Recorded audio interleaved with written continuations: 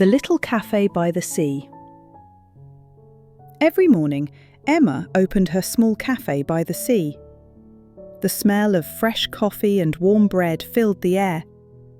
Her cafe was tiny, but everyone in the town loved it. The walls were blue like the ocean, and the tables were made of old wood that her grandfather had built many years ago. Emma loved mornings.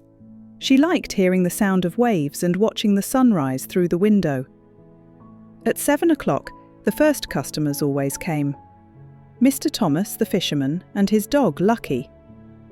Mr. Thomas always ordered a big cup of coffee and a piece of apple pie.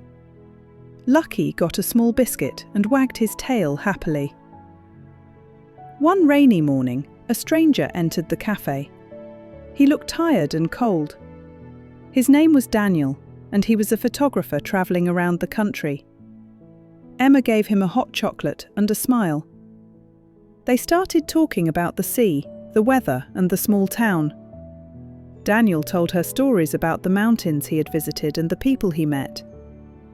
Every day after that, Daniel came to the cafe. He always sat near the window and took photos of the rain, the sea, and the people.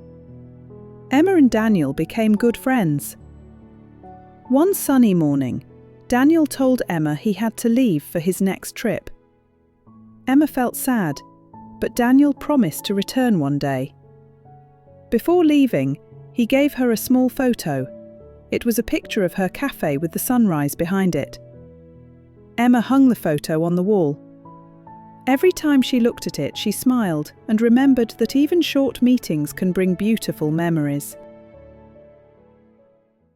Thank you for listening. If you liked the story, subscribe for more. And follow us on Instagram.